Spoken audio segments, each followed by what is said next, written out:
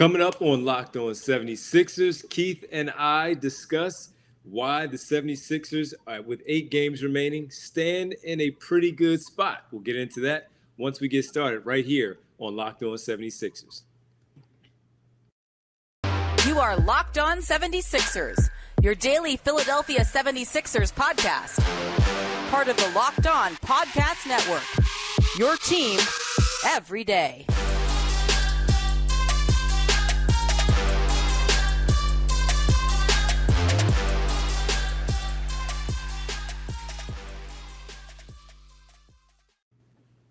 Welcome. You are Locked On 76ers. I'm Devon Givens from 97.5 The Fanatic Radio in Philadelphia, alongside my co-host and partner, Keith Pompey, Sixers beat writer for the Inquirer.com. Thanks for making Locked On 76ers your first listen every day. And remember, Locked On 76ers is free and available on all platforms, including YouTube at Locked On 76ers. Keith, what's going on, man? What's going on, man? What's going on? But look, I want to let everybody know today's episode is brought to you by BetOnline. BetOnline has you covered this season with more props, odds, and lines than ever before. BetOnline, where the game starts. Well, Keith, the game started for the 76ers, man, on this 3-game road trip where it was an important road trip for them after Monday's victory last Monday, which was a week ago today. Over the Miami Heat, a big win minus Joel Embiid and James Harden. We were looking at this 3-game road trip as something that, for us at least, was a bit of a barometer where there's stories to tell from this one. Well, now we are 8 games left in the season. The 3 games, they went 2-1 on the road trip. And Keith, I wanted to talk to you and the folks out there why it was a road trip that we need to start to look at, of course, with the 3 games, but with 8 games left in the season, why these last 8 games are important, beginning with the Milwaukee Bucks tomorrow. Yeah, I mean, the last 8 games are important with the Milwaukee Bucks. I mean, you look at it right now, and the 76ers are in 4th place in the Eastern Conference standings. They have the same record as the Bucks. What are they, 46 and 27, I believe, 46 and 28. And both of these games are a half a game out of first. Both of these teams, rather, are a half a game out of first place.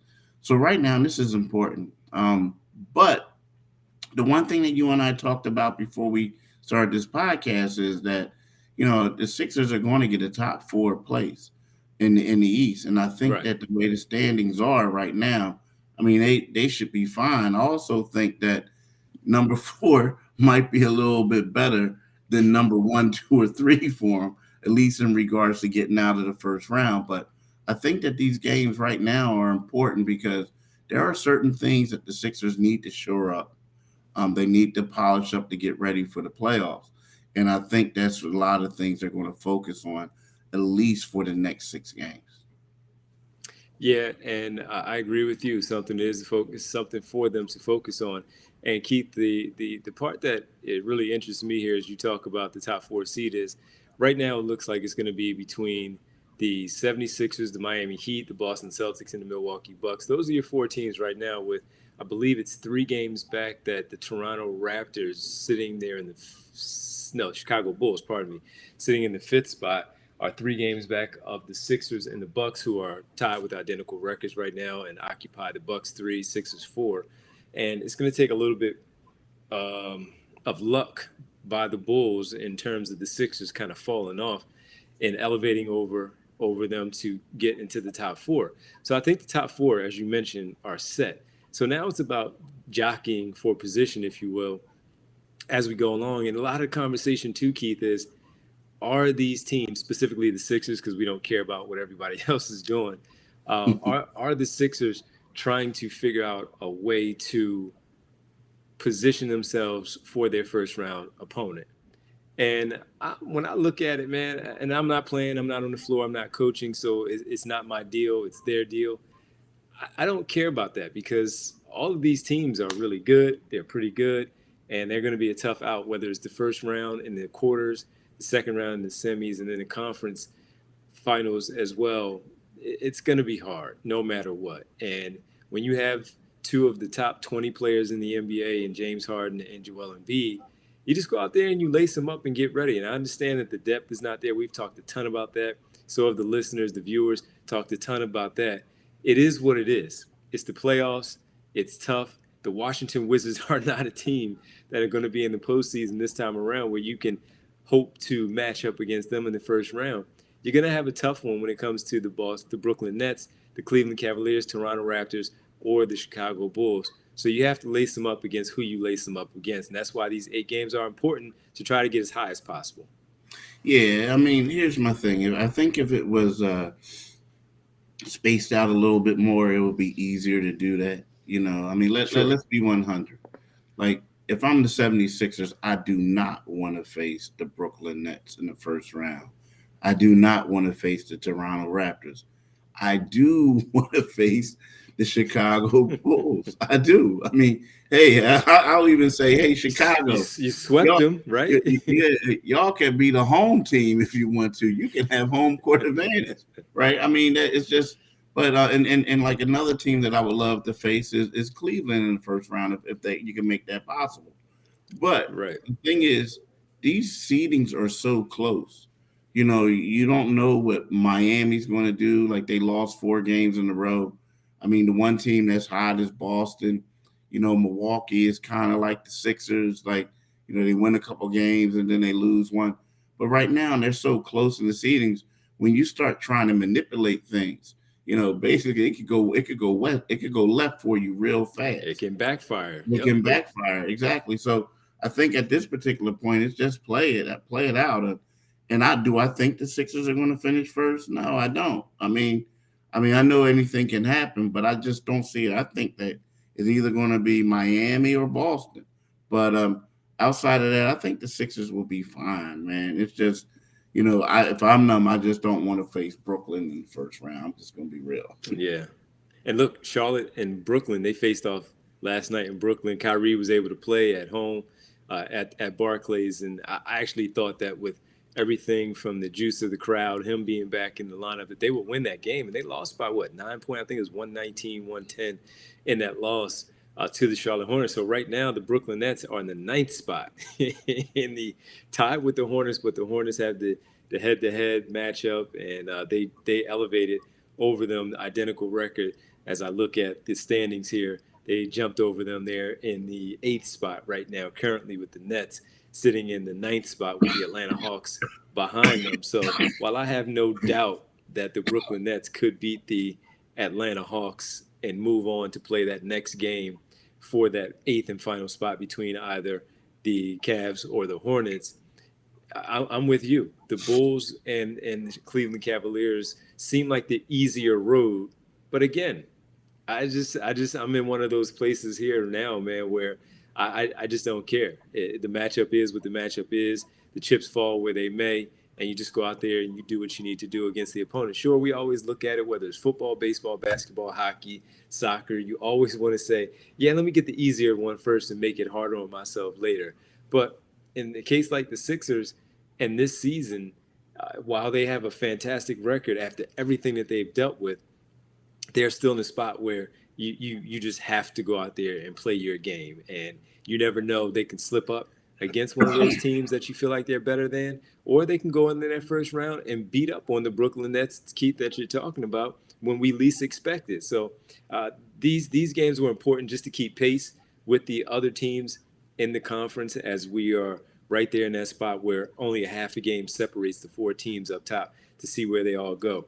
You have Milwaukee on Tuesday, and then some mixture down the line. You do have Cleveland one more time. You have the Indiana Pacers twice, the Detroit Pistons, and you have pretty much an opportunity to do some things with your record, get over 50, and try to stay in that top few spots. But these games are very important going forward. These 3 that they had out west, the 2 against LA, and the 2 LA teams were clearly important because you just picked up the W's. But I know there was a story to tell for a lot of people against the Phoenix Suns, even though they didn't get the win.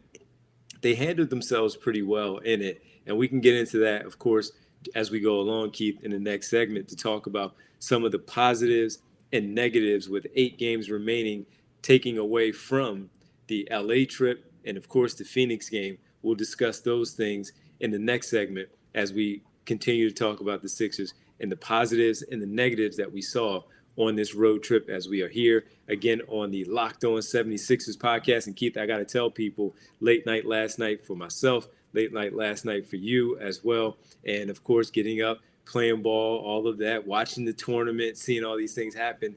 And I wanted a little snack, like I often do late at night. And I had to go with the trusty Built Bar, because the trusty Built Bar has put me in a good spot lately as I've started to use this more, take advantage of the opportunity of using the Built Bar in replacing the candy bar and the other snacks that I like to get into. But I have to have people know that you can also try the Puffs. If you haven't, you're missing out on one of the best tasting bars made by Built Bar. The Puffs are first ever protein infused marshmallow. They're fluffy, they're marshmallowy. They're not just a protein bar, they're a treat. They're covered in 100% real chocolate. Yes, people, 100% real chocolate. We all love it, whether you like dark chocolate or the white chocolate, or we all can come together and say we like the 100% real chocolate. So get involved, whether it's the yummy cinnamony churro. I always get tongue tied on that one. The coconut marshmallow banana cream pie, or any of the other flavors that are fantastic,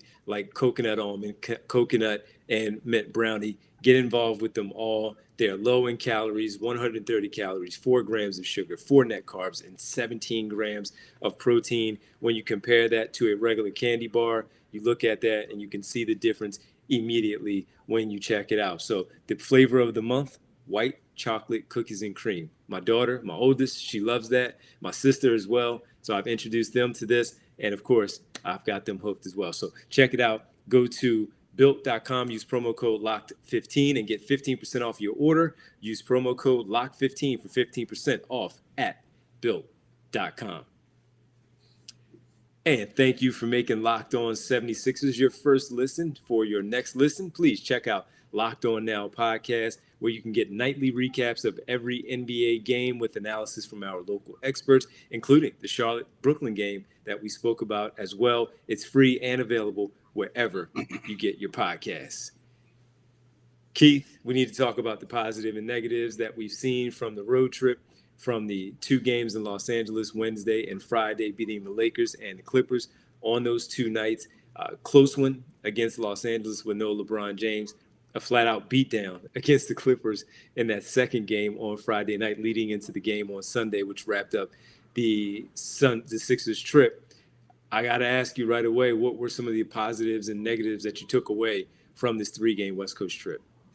It's weird because, when we talk about this 3-game West Coast trip, I guess it's good. The positive that they went 2-1, right? The first 2 games, I really felt like they struggled a little bit against the Lakers. Like it was an ugly win, right? But a win is a win, right?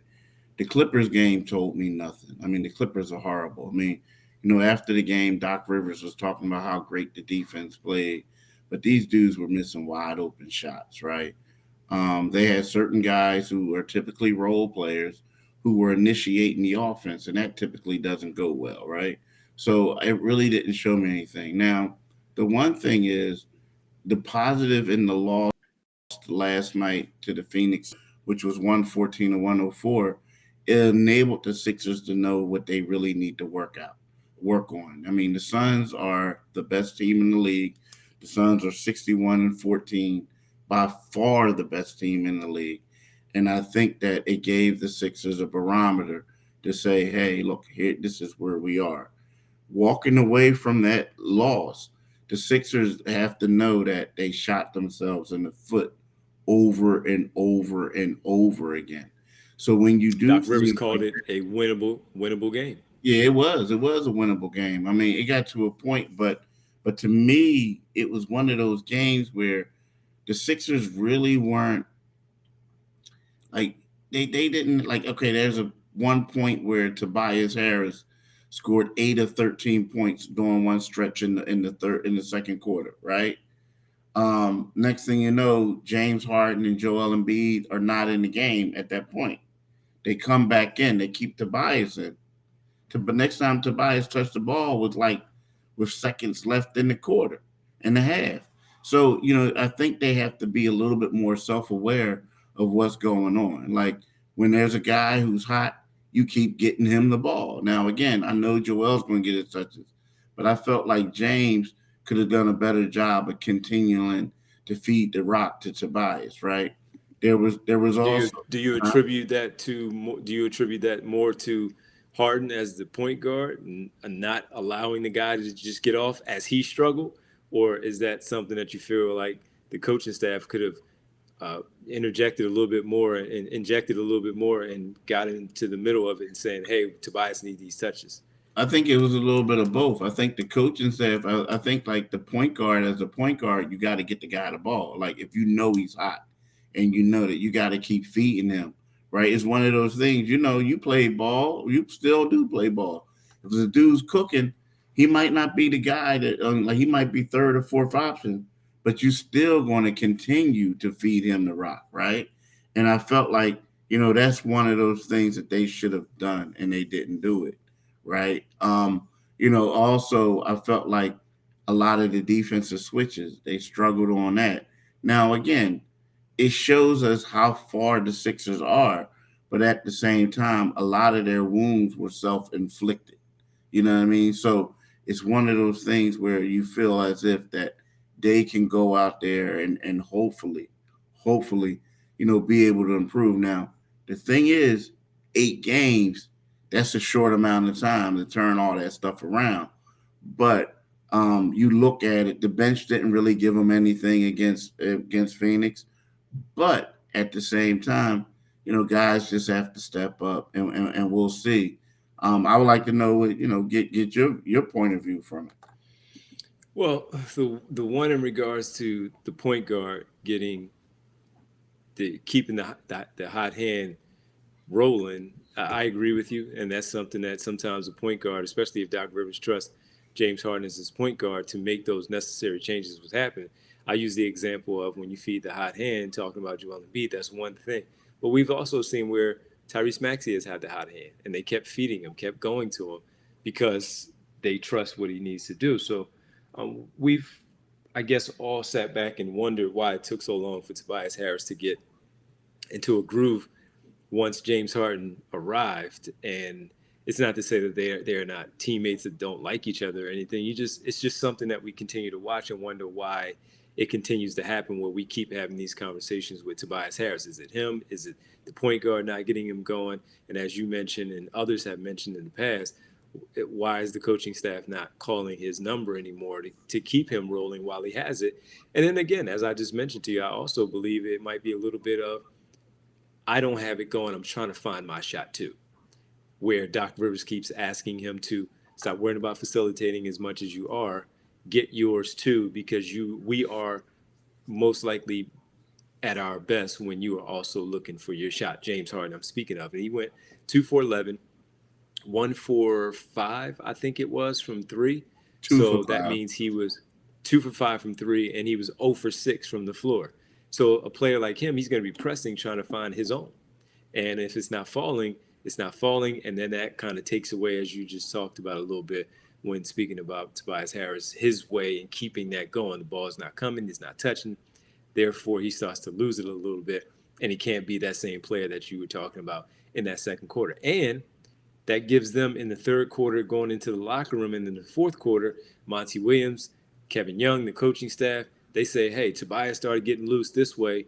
Let's make this change here as we go along once the ball does find him. Now, he didn't get it a lot, so he maybe didn't have to do it, but I'd have to imagine, knowing Monty Williams a little bit like we do and seeing the Phoenix Suns play as much as I have, they make their adjustments for every little thing that happens in the first half that they can see maybe being a problem in the second half. That's one thing. I see it as a little bit of a problem, not maybe as much as you. The couple of things for me that stood out for me specifically in the Clippers game. Sometimes you just sleepwalk when LeBron James is not on the floor. You look at that and say, oh, we'll just get this one. They were ready for it. The Lakers were, and they let that team hang around too long. Other guys started getting hot. That happens in the NBA. That did nothing for me. Although I go the other way with the Clipper game. I looked at that one, Keith, and the pregame comments by Tyronn Lue that were made about James Harden and Joel Embiid. He mentioned, for the people who didn't hear, head coach Tyronn Lue of the Clippers stated that he felt that with Joel Embiid number one in the NBA in free throw attempts, and the same for James Harden at number three, if they were not getting the amount of free throws that they have been all season long, they wouldn't. Neither of them would be in the top 10 in scoring. And I got to tell you, Keith, that not being there like you were from afar, I personally look at that as a challenge. And that challenge for me was, okay, we heard what you said, and somehow it got to them, whether they saw it themselves on social media. I don't know how active they are in the locker room on social media pregame, but if they did see it or someone made sure that they relayed that message to them, that was something that they certainly carried to the floor and went off the second quarter that James Harden had, the amount of free throws that Joel Embiid had, the conversation that I don't know anything about. Maybe you have some information on that one, where Joel Embiid hit that pull-up jumper right around inside the free throw line, elbow extended, knocked down that jumper from the nail, and decided after Tyronn Lue called the timeout, he's running back to the floor. He could have circled any way. He circled back to the head coach, stopped, said something to the coach, and then walked away. They spoke after the game as well. Everything seemed cool, but as a competitor, I would think that that's something that they took themselves and said, you know what? All right, cool. You feel like we're not good enough because of the free throws, and we hear other people talking about it in the league as well, and all these writers and people who talk about the game don't know. Yeah. For me, that's something that I took as a positive that, hey, all right, bet. Let's do this. Keep talking. I think it was taken. We're just going to do our part.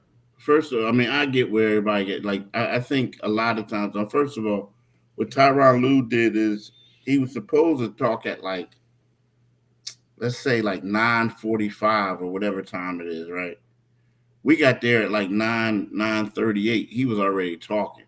So like none of the like a lot of the media members weren't even there when he said that, right? So you're talking 6:30 your Pacific time. 6:30 our time, Okay. which was Okay. I'm talking about like East Coast, whatever. So he said it earlier. So a lot of people weren't there for it. So when he said it, but the way that it came out, it was like, from what I heard, is someone asked him a question about it and he answered it, right? Now, it all sounds great and all this and that later on, but I feel like, you know what I mean? And if you look at it, if you look at James's shooting percentage, maybe he's right on that one right now. Who knows? I mean, you know what I'm saying? Like, you never know, right? But I do know that Embiid averages the most, shots in the foul shots in the league. James is third. But the thing is, I don't know if like that happened pregame. Like, I don't even know if Joel and them got word of it in pregame. You know what I mean? Like, I think Joel, like, you got to realize something. That like there was a chance that Ty Lue would have been the coach. And then there were some people who were saying that Joel didn't want him as the coach because he felt like he was too close to clutch to Ben Simmons people. So he didn't want him. So, so I think that goes back to there. Oh, I just think, man, to be honest with you, that Clippers team was trash, dude. Like, I'm gonna be real. Wow. But I'm taking it. I'll take that as a positive only because as we talk about them being trash, so were the Lakers on Wednesday, and they sleptwalked through that one. And then in this one, they rested in the fourth quarter because they did what they were supposed to do. Yeah, I'm not giving them too much credit for that. I'm just simply saying that how many times do we talk about not doing what they were supposed to do against these bad teams? And they smacked them. And that's what they were supposed to do. I don't know, dog. That team was trash. I mean, I'm not giving them any props. I'm seriously, dude. They could have played the G League elite team and might have like came close. I mean, that team was trash, dude. Like, no offense. Like, I like the players on the team. They got some dudes. But we can give them a win. All I'm saying is a win is a win. To me, they only played like one legitimate squad, right? And that was the Phoenix Suns. Like, when you take AD and you take LeBron off the Lakers, they had Russell Westbrook. I'm sorry.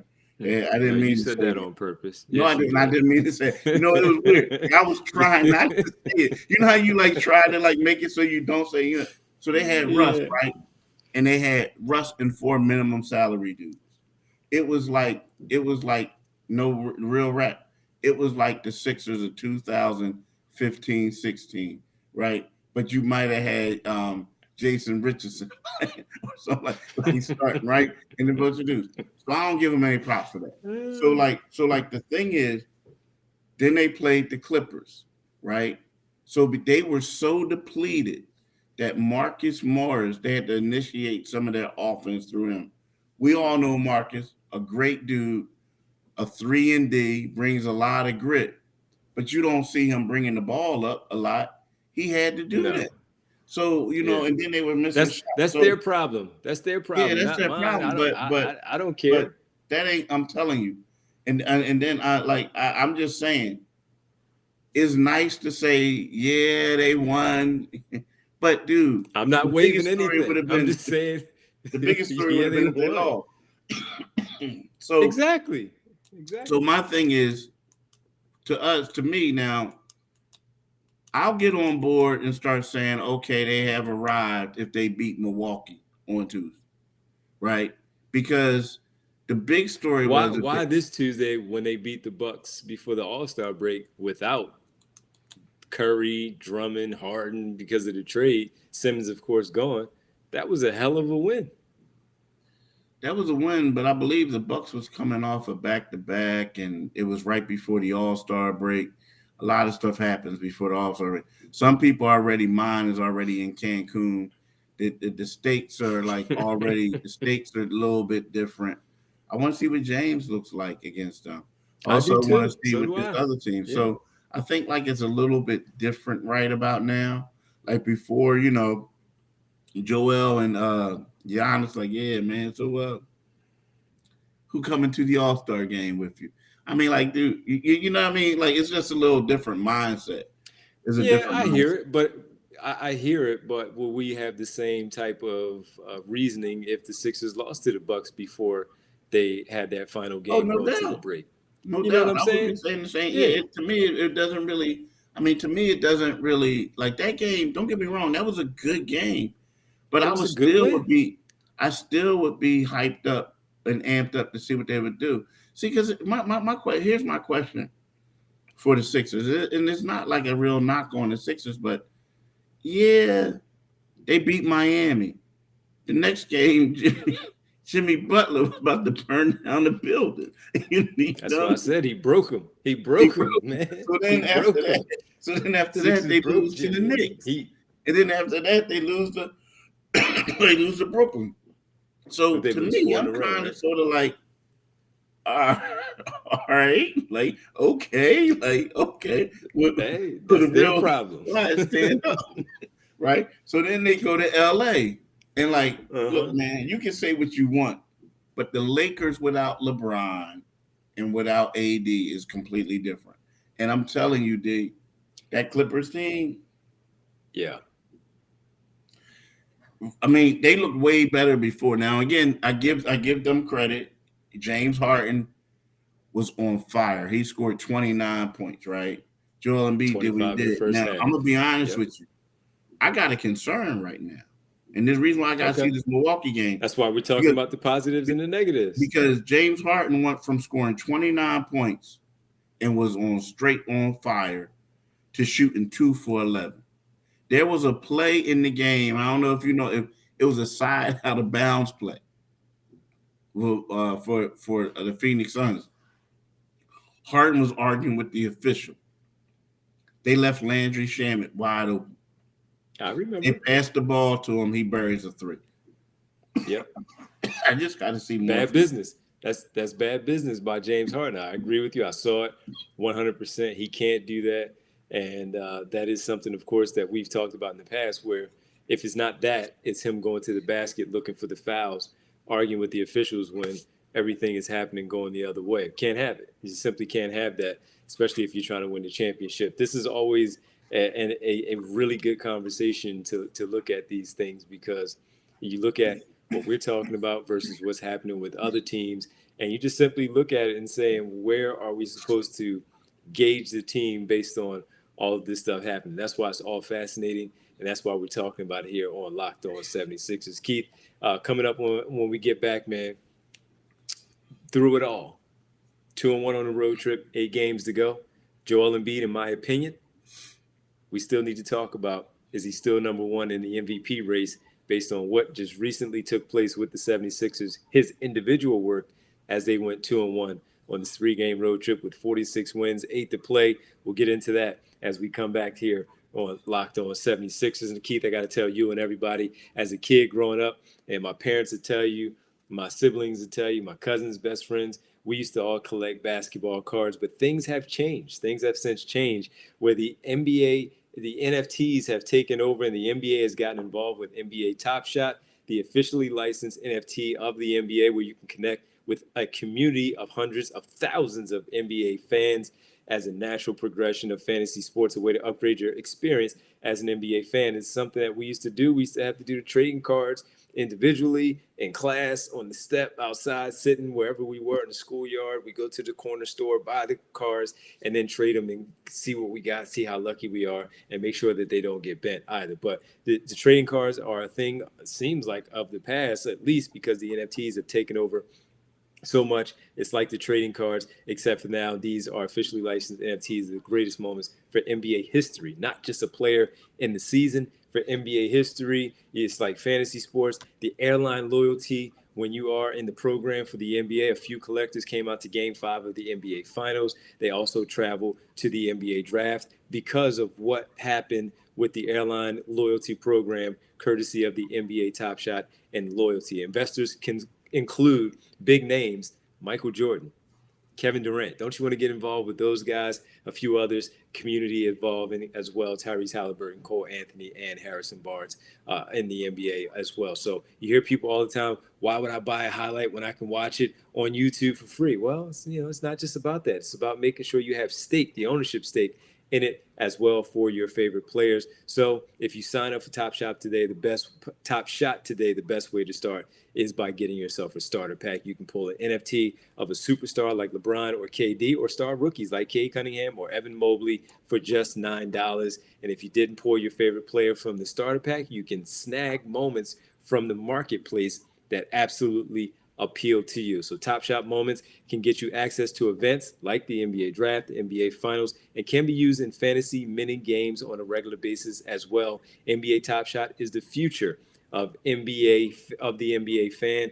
Own officially licensed rare NFTs of the greatest moments from NBA history. Sign up today at lockedon.nbatopshot.com. And after you get done with the NBA Top Shot, you need to save money in time by using Rock Auto. Why choose to spend 30, 50, or even 100% more for the same parts from a chain store or car dealership?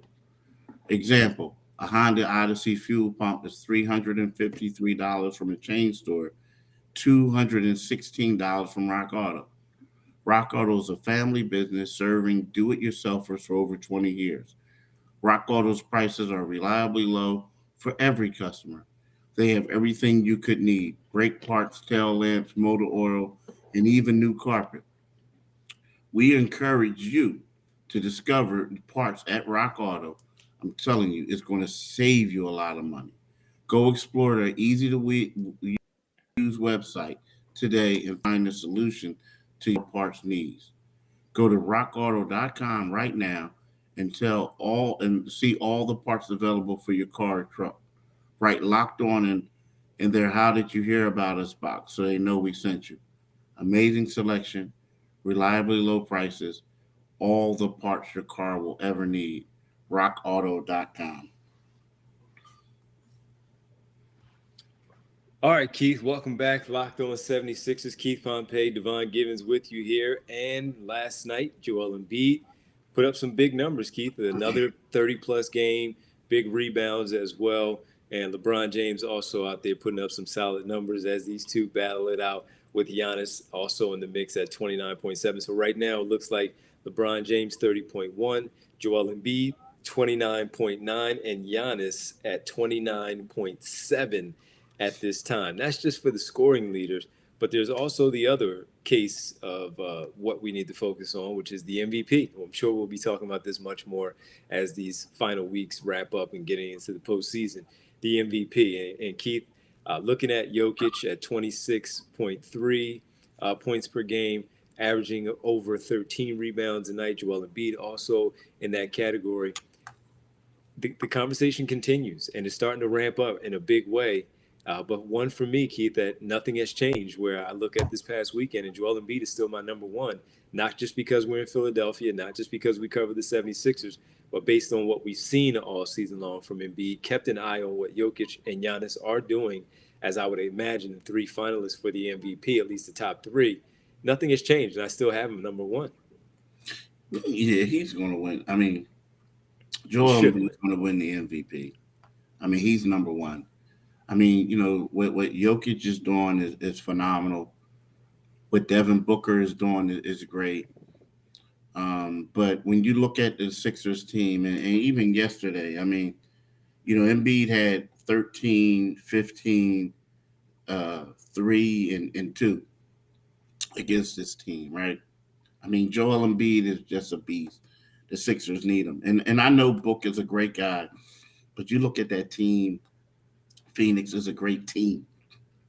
They have a lot of different players, a lot of superstars. And I think that's part of the reason why they're so good. Monty's a great coach. No, and look, 37-15 that we're talking about here from Joel Embiid, the 37 points, 15 rebounds for Embiid. He also had 3 assists in the game against the Phoenix Suns. And he was seeing a lot of double teams. He was seeing some triple teams. They were trying to blitz a lot, not try to. The Phoenix Suns were blitzing a lot to take the ball out of James Harden's hands, leaving it up to Joel Embiid to do what Joel Embiid does, which is score the basketball and, of course, just dominate in the way that he always talks about. Just simply, I want to be dominant is what he says. And he did that in that game on Sunday night. Unfortunately, it wasn't enough because he didn't get the help from James Harden, who ended up with 14 points on 2 of 11 shooting. And both of those makes came from behind the three-point line, perfect from the foul line for 8 for 8 from the charity stripe. But Embiid did nothing to change my opinion as far as him with the MVP. And we'll get into all the arguments where so many people are speaking about some advanced metrics and advanced stats and all of that. I look at the same basketball games as they do. And Nikola Jokic has been tremendous all season long. That's why they should both be on first team All NBA. They just should because they've been phenomenal. They're not going to give a co-MVP. And Joel Embiid, who has been the leader all season long, has done nothing where his stock has since gone down as if they're losing games. And he's still not putting up these tremendous numbers just because 1 or 2 players are still playing at a very high level or even elevated their game.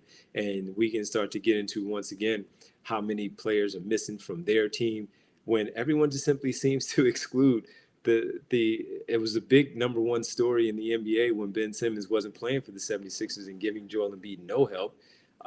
Tyrese Maxey, his acceleration as a player on full display. Tobias Harris doing what Tobias Harris does, giving you 18 points a night. But this team was built around Embiid and Simmons. And there were so many other players on these other teams that I would look at with Chris Middleton and Drew Holiday that I would want as my number 2s. And, look, this guy should win the MVP. And I think he, again, Keith, just to make it short and sweet, he has done nothing to lose the MVP. 8 more games to play. And however many he plays in, I don't think he's going to do anything to take himself out of that number 1 spot. So I just wanted to make sure we said that and we ended on that one because that's a big topic of discussion, not only locally but also nationally. But Keith, thanks so much for your time, man. I hope you had a good trip out there with those 3 games. And tomorrow, when we get back at it, we'll obviously preview the Sixers and the Milwaukee Bucks, a huge game at the Center on Tuesday night. Peace. Thanks, man. Appreciate it. Thanks for making Locked On 76ers your first listen every day. We'll get into, once again, Sixers Bucks on Tuesday. We'll get into a lot of that and a few more things as well. Now make your second listen Locked On NBA, Locked On Experts, covering the biggest stories around the NBA every Monday through Friday in less than 30 minutes. It's free and available wherever you get your podcast. So for Keith Pompey, I'm Devon Givens. This has been Locked On Podcast. We'll talk to you on Tuesday right here. Thanks so much.